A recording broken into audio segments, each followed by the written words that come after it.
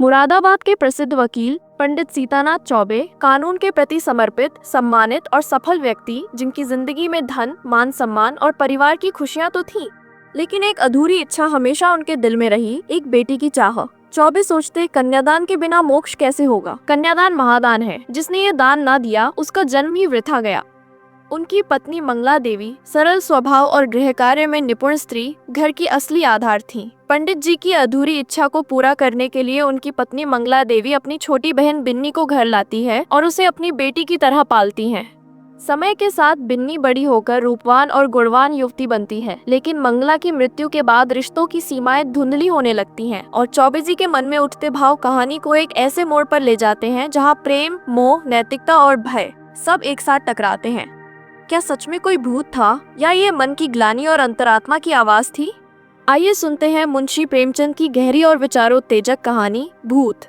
मुरादाबाद के पंडित सीतानाथ चौबे गत 30 वर्षों से वहाँ के वकीलों के नेता हैं। उनके पिता उन्हें बाल्यावस्था में ही छोड़कर परलोक सिधारे थे। घर में कोई संपत्ति न थी। माता ने बड़े बड़े कष्ट झेलकर उन्हें पाला और पढ़ाया। सबसे पहले वह कचहरी में 15 रुपए मासिक पर नौकर हुए, फिर वकालत की परीक्षा दी, पास हो गए। प्रतिभा थी, 2 ही 4 वर्षों में वकालत चमक उठी। जब माता का स्वर्गवास हुआ तब पुत्र का शुमार जिले के गण्यमान्य व्यक्तियों में हो गया था। उनकी आमदनी 1000 रुपए महीने से कम न थी। एक विशाल भवन बनवा लिया था, कुछ जमींदारी ले ली थी, कुछ रुपए बैंक में रख दिए थे और कुछ लेन देन में लगा दिए। इस समृद्धि पर 4 पुत्रों का होना उनके भाग्य को आदर्श बनाए हुए था। चारों लड़के भिन्न भिन्न दर्जों में पढ़ते थे, मगर यह कहना कि सारी विभूति चौबे जी के अनवरत परिश्रम का फल थी। उनकी पत्नी मंगला देवी के साथ अन्याय करना है। मंगला बड़ी सरल, गृह कार्य में कुशल और पैसे का काम धेले में चलाने वाली स्त्री थी।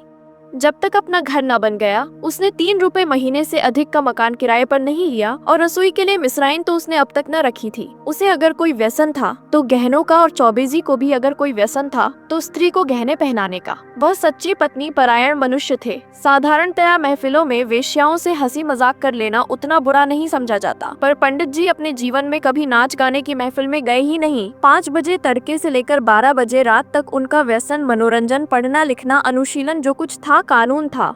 न उन्हें राजनीति से प्रेम था, न जाति सेवा से। ये सभी काम उन्हें व्यर्थ से जान पड़ते थे। उनके विचार में अगर कोई काम करने लायक था तो बस कचहरी जाना, बहस करना, रुपए जमा करना और भोजन करके सो रहना।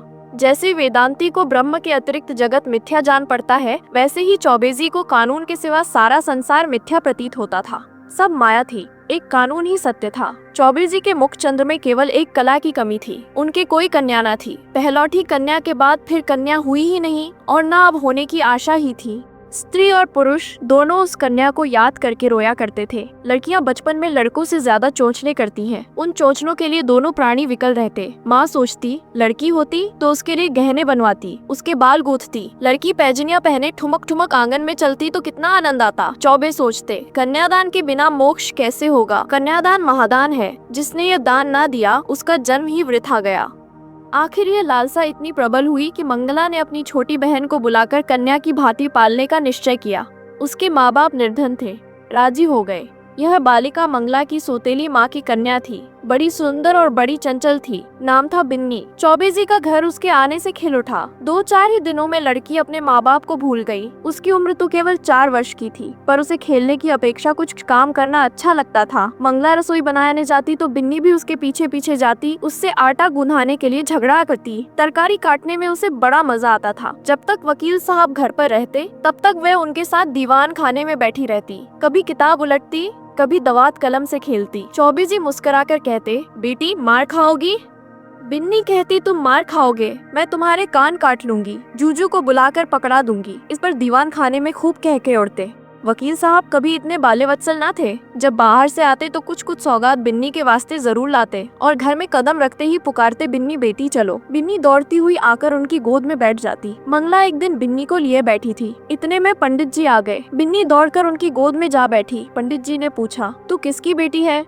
बिन्नी, ना बताऊंगी। मंगला, कह दे बेटा, जीजी की बेटी हूँ। पंडित, तू मेरी बेटी है बिन्नी कि इनकी? बिन्नी, ना बताऊंगी। पंडित, अच्छा, हम लोग आंखें बंद किए बैठे हैं। बिन्नी जिसकी बेटी होगी उसकी गोद में बैठ जाएगी। बिन्नी उठी और फिर चौबे जी की गोद में बैठ गई। पंडित, मेरी बेटी है, मेरी बेटी है, अब ना कहना कि मेरी बेटी है। मंगला, अच्छा जाओ बिन्नी, अब तुम्हें मिठाई ना दूंगी, गुड़िया भी ना मंगा दूंगी। बिन्नी भैया जी मंगवा देंगे, तुम्हें ना दूंगी। वकील साहब ने हंसकर बिन्नी को छाती से लगा लिया और गोद में लिए हुए बाहर चले गए। वह अपने इष्ट मित्रों को भी इस बाल क्रीड़ा का रसास्वादन कराना चाहते थे। आज से जो कोई बिन्नी से पूछता कि तू किसकी बेटी है, तो बिन्नी चट कह देती भैया की।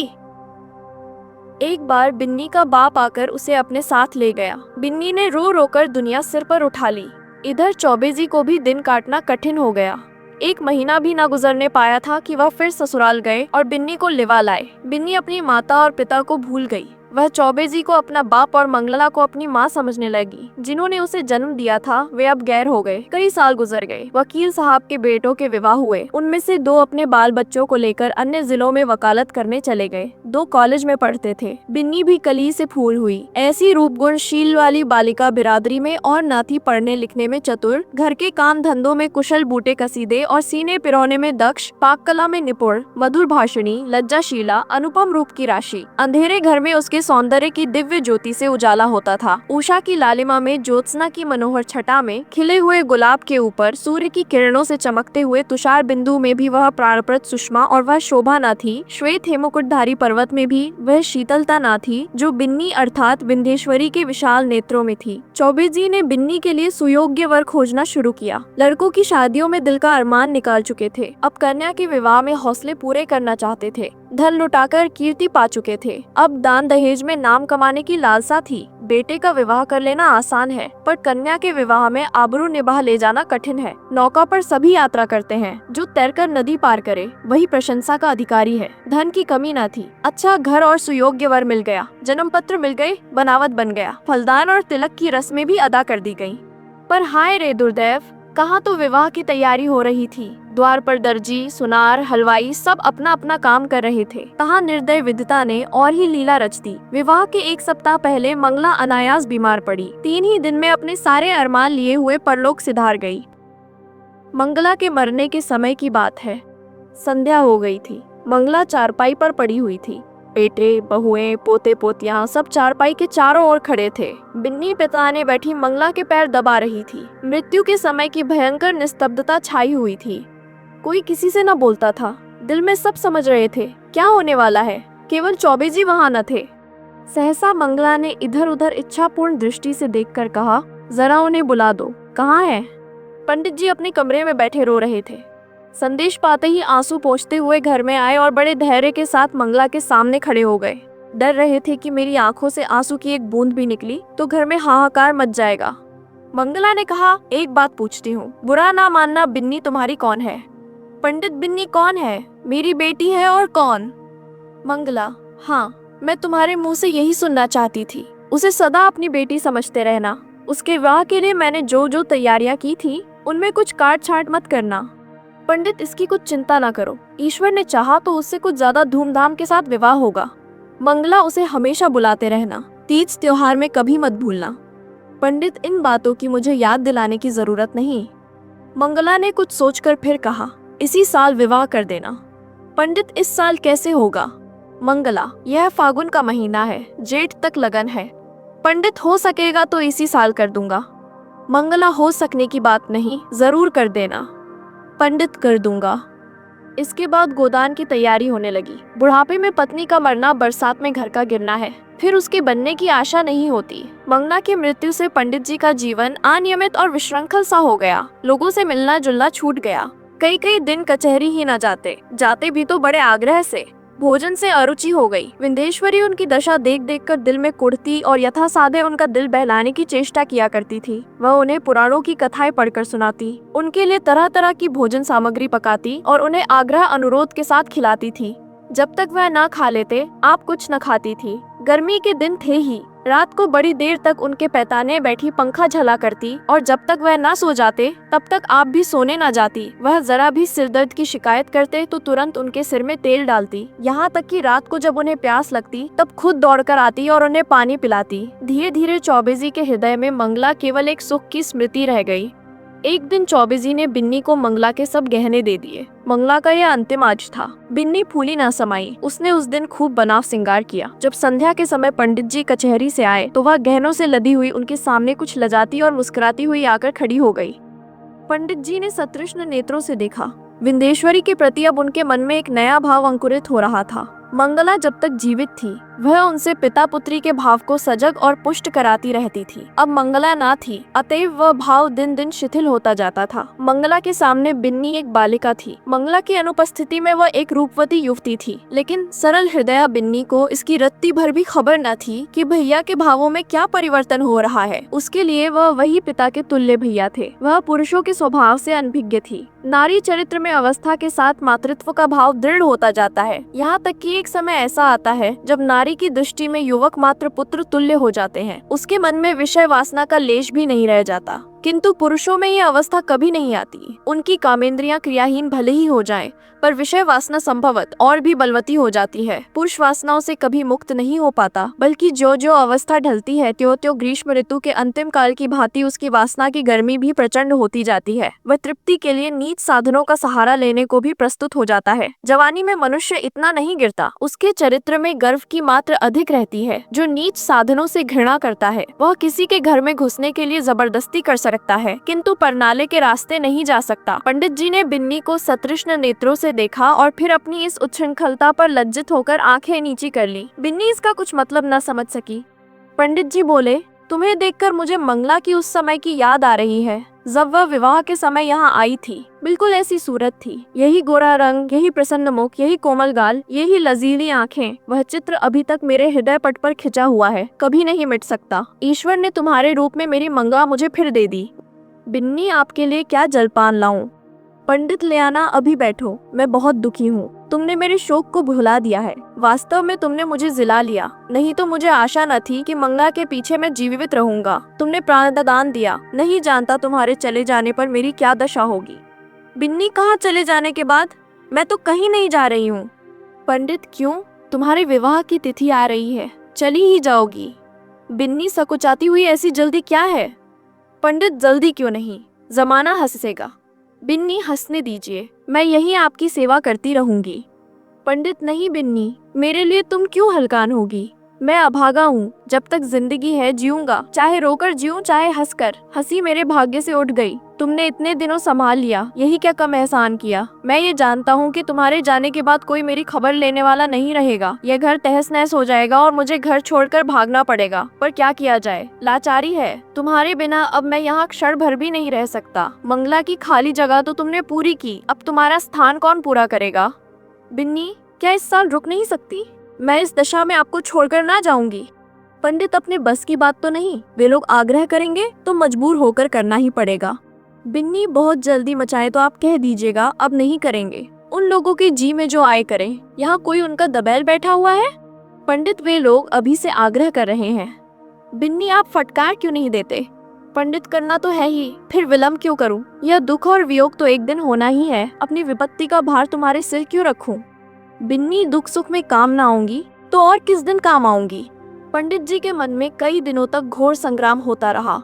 वह अब बिन्नी को पिता की दृष्टि से ना देख सकते थे। बिन्नी अब मंगला की बहन और उनकी साली थी। जमाना हंसेगा तो हंसे, जिंदगी तो आनंद से गुजरेगी। उनकी भावनाएं कभी इतनी उल्लासमयी ना थी। उन्हें अपने अंगों में फिर जवानी की स्फूर्ति का अनुभव हो रहा था। वो सोचते, बिन्नी को मैं अपनी पुत्री समझता था, पर वह मेरी पुत्री है तो नहीं। इस तरह समझने से क्या होता है, कौन जाने। ईश्वर को यही मंजूर हो, नहीं तो बिन्नी यहाँ आती ही क्यों? उसने इसी बहाने से यह संयोग निश्चित कर दिया होगा। उसकी लीला तो अपरंपार है।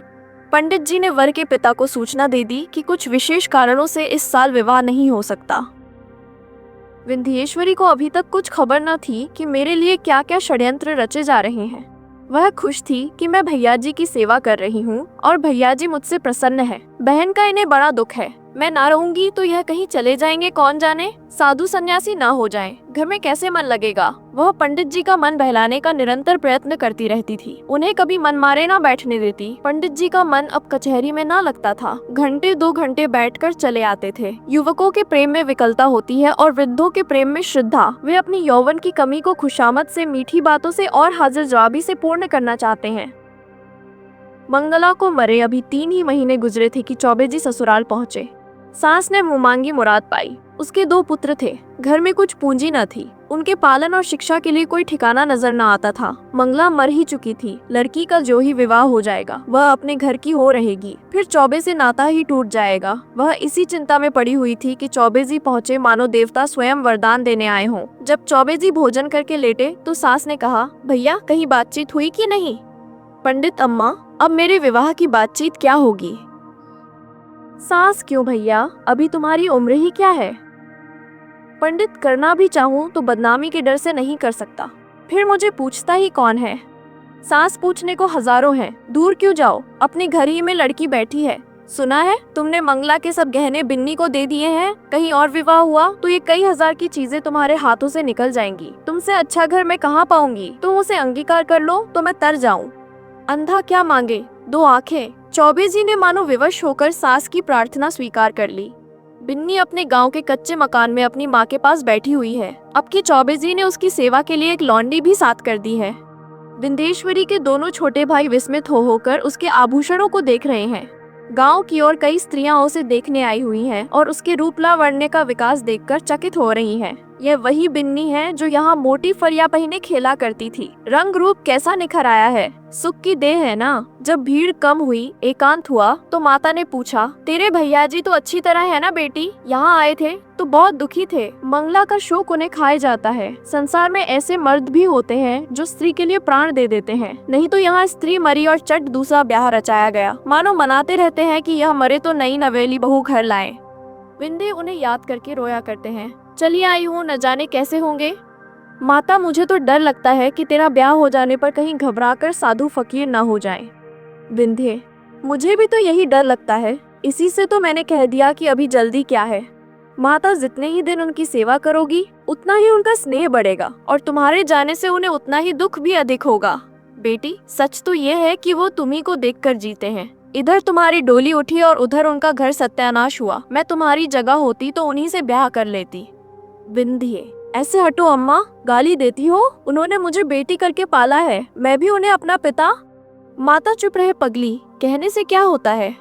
विंध्य, अरे सोच तो अम्मा, कितनी बेढंगी बात है। माता, मुझे तो इसमें कोई बेढंगापन नहीं देख पड़ता।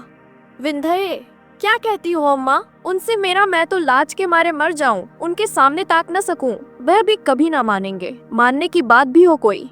माता, उनका जिम्मा मैं लेती हूँ, मैं उन्हें राजी कर लूंगी। तू राजी हो जा। याद रख, यह कोई हंसी खुशी का ब्याह नहीं है, उनकी प्राण रक्षा की बात है, जिसके सिवा संसार में हमारा और कोई नहीं। फिर अभी उनकी कुछ ऐसी उम्र भी तो नहीं है, 50 से 2 ही 4 साल ऊपर होंगे। उन्होंने एक ज्योतिषी से पूछा भी था, उसने उनकी कुंडली देखकर बताया है कि आपकी जिंदगी कम से कम 20 वर्ष की है। देखने सुनने में भी वह 100-200 में एक आदमी है। बातचीत में चतुर माता ने कुछ ऐसा शब्द व्यूह रचा कि सरल बालिका उसमें से निकल ना सकी। माता जानती थी कि प्रलोभन का जादू इस पर ना चलेगा। धन का, आभूषणों का, कुल सम्मान का, सुखमय जीवन का उसने जिक्र तक ना किया। उसने केवल चौबे जी की दयनीय दशा पर जोर दिया।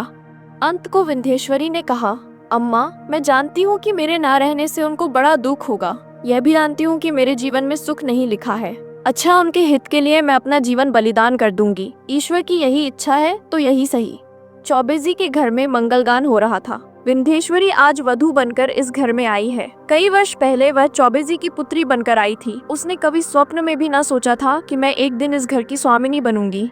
चौबे जी की सज धज आज देखने योग्य है। तंजेब का रंगीन कुर्ता, कतरी हुई और सवारी हुई मूछें, हिजाब से चमकते हुए बाल, हंसता हुआ चेहरा, चढ़ी आंखें, यौवन का पूरा स्वांग था। रात बीत चुकी थी। विंध्येश्वरी आभूषणों से लदी हुई भारी जोड़े पहने फर्श पर सिर झुकाए बैठी थी। उसे कोई उत्कंठा न थी, भय न था, केवल ये संकोच था कि मैं उनके सामने कैसे मुंह खोलूंगी। उनकी गोद में खेली हूँ, उनके कंधों पर बैठी हूँ, उनकी पीठ पर सवार हुई हूँ, कैसे उन्हें मुंह दिखाऊंगी? मगर वे पिछली बातें क्यों सोचूं? ईश्वर उन्हें प्रसन्न रखे। जिसके लिए मैंने पुत्री से पत्नी बनना स्वीकार किया वह पूर्ण हो, उनका जीवन आनंद से व्यतीत हो। इतने में चौबे जी आए। विंध्येश्वरी उठ खड़ी हुई। उसे इतनी लज्जा आई कि जी चाहा कहीं भाग जाए, खिड़की से नीचे कूद पड़े। चौबे जी ने उसका हाथ पकड़ लिया और बोले, बिन्नी, मुझसे डरती हो? बिन्नी कुछ न बोली, मूर्ति की तरह वहीं खड़ी रही। एक क्षण में चौबे जी ने उसे बिठा दिया। वह बैठ गई। उसका गला भर भर आता था। भाग्य की यह निर्दय लीला, यह क्रूर क्रीड़ा उसके लिए असह्य हो रही थी। पंडित जी ने पूछा, बिन्नी, बोलती क्यों नहीं? क्या मुझसे नाराज हो?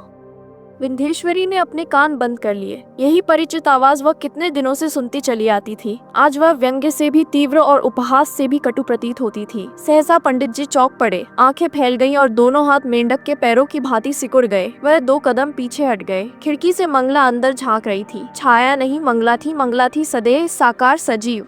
चौबे जी कांपती हुई टूटी फूटी आवाज से बोले, बिन्नी देखो वह क्या है। बिन्नी ने घबराकर खिड़की की ओर देखा, कुछ ना था। बोली, क्या है? मुझे तो कुछ नहीं दिखाई देता। चौबे जी ने कहा, अब गायब हो गई, लेकिन ईश्वर जानता है, मंगला थी। बिन्नी बोली, बहन? चौबे जी, हाँ हाँ वही, खिड़की से अंदर झांक रही थी। मेरे तो रोए खड़े हो गए। विंध्येश्वरी कांपती हुई बोली, मैं यहाँ नहीं रहूंगी। चौबे, नहीं बिन्नी, कोई डर नहीं है मुझे, धोखा हुआ होगा। बात यह है कि वो घर में रहती थी, यही सोती थी। इसी से कदाचित मेरी भावना ने उसकी मूर्ति लाकर खड़ी कर दी। कोई बात नहीं है। आज का दिन कितना मंगलमय है कि मेरी बिन्नी यथार्थ में मेरी ही हो गई। यह कहते कहते चौबे जी फिर चौंके। फिर वही मूर्ति खिड़की से झांक रही थी। मूर्ति नहीं, सदैव सजीव साकार मंगला। अब की उसकी आंखों में क्रोध न था, तिरस्कार न था, उनमें हास्य भरा हुआ था। मानो वह इस दृश्य पर हंस रही है, मानो उसके सामने कोई अभिनय हो रहा है। चौबे जी ने कांपते हुए कहा, बिन्नी? फिर वही बात हुई। वह देखो, मंगला खड़ी है। विंध्येश्वरी चीख कर उनके गले से चिमट गई। चौबे जी ने महावीर का नाम जपते हुए कहा, मैं किवाड़ बंद किए देता हूँ। बिन्नी बोली, मैं इस घर में नहीं रहूंगी। रोते हुए बोली, भैया जी, तुमने बहन के अंतिम आदेश को नहीं माना, इसी से उनकी आत्मा दुखी हो रही है। मुझे तो किसी अमंगल की आशंका हो रही है। चौबे जी ने उठकर खिड़की के द्वार बंद कर दिए और कहा, मैं कल से दुर्गा पाठ कराऊंगा। आज तक कभी ऐसी शंका ना हुई थी। तुमसे क्या कहूँ, मालूम होता है। होगा उस बात को जाने दो। यहाँ बड़ी गर्मी पड़ रही है, अभी पानी गिरने को 2 महीने से कम नहीं है। हम लोग मंसूरी क्यों न चले? विंध्येश, मेरा तो कहीं जाने का जी नहीं चाहता। कल से दुर्गा पाठ जरूर कराना। मुझे अब इस कमरे में नींद ना आएगी। पंडित ग्रंथों में तो यही देखा है कि मरने के बाद केवल सूक्ष्म शरीर रह जाता है। फिर समझ में नहीं आता यह स्वरूप क्यों दिखाई दे रहा है। मैं सच कहता हूँ बिन्नी, अगर तुमने मुझ पर यह दया ना की होती तो मैं कहीं का ना रहता। शायद इस वक्त मैं बद्रीनाथ के पहाड़ों पर सिर टकराता होता, या कौन जाने विष खाकर प्राणांत कर चुका होता। विंध्ये बोली, मंसूरी में किसी होटल में ठहरना पड़ेगा। पंडित ने कहा, नहीं, मकान भी मिलते हैं। मैं अपने एक मित्र को लिखे देता हूँ, वह कोई मकान ठीक कर रखेंगे वहाँ। बात पूरी ना होने पाई थी कि न जाने कहाँ से जैसे आकाशवाणी हो आवाज आई, बिन्नी तुम्हारी पुत्री है। चौबे जी ने दोनों कान बंद कर लिए। भय से थर-थर कांपते हुए बोले, बिन्नी यहाँ से चलो, न जाने कहाँ से आवाजें आ रही हैं। बिन्नी तुम्हारी पुत्री है। यह ध्वनि सहस्त्र कानों से पंडित जी को सुनाई पड़ने लगी, मानो इस कमरे की एक एक वस्तु से यही सदा आ रही है। बिन्नी ने रोकर पूछा, कैसी आवाज थी? पंडित, क्या बताऊं, कहते लज्जा आती है। बिन्नी, जरूर बहन जी की आत्मा है। बहन, मुझ पर दया करो, मैं सर्वथा निर्दोष हूँ। पंडित, फिर वही आवाज आ रही है। हाय ईश्वर, कहाँ जाऊं? मेरे तो रोम रोम में वही शब्द गूंज रहे हैं। बिन्नी, मैंने बुरा किया। मंगला सती थी, उसके आदेश की उपेक्षा करके मैंने अपने हक में जहर बोया। अब कहाँ जाऊं, क्या करूं? यह कहकर पंडित जी ने कमरे के किवाड़ खोल दिए और बेतहाशा भागे। अपने मर्दाने कमरे में पहुंचकर वह गिर पड़े। मूर्छा आ गई। विंध्येश्वरी भी दौड़ी, पर चौखट से बाहर निकलते ही गिर पड़ी। तो दोस्तों, ये थी मुंशी प्रेमचंद की गहरी और विचारोत्तेजक कहानी भूत। इस कहानी में दिखाई देने वाला भूत कोई बाहरी आत्मा नहीं, बल्कि इंसान की अंतरात्मा, अपराध बोध और नैतिक संघर्ष का प्रतीक है। पंडित सीतानाथ चौबे के मन में उठी इच्छाएं और मंगला के अंतिम वचन की अवहेलना आखिरकार उनके भीतर ही भय बनकर लौट आती है। प्रेमचंद हमें यह सिखाते हैं कि जीवन में रिश्तों की मर्यादा और नैतिकता सबसे बड़ी होती है। जब इंसान अपने ही सिद्धांतों से भटकता है तो उसका सबसे बड़ा डर बाहर नहीं, बल्कि उसके अंदर जन्म लेता है। अगर आपको ये कहानी पसंद आई हो तो वीडियो को लाइक करें, चैनल को सब्सक्राइब करें और ऐसी ही प्रेरणादायक कहानियों के लिए जुड़े रहें। धन्यवाद।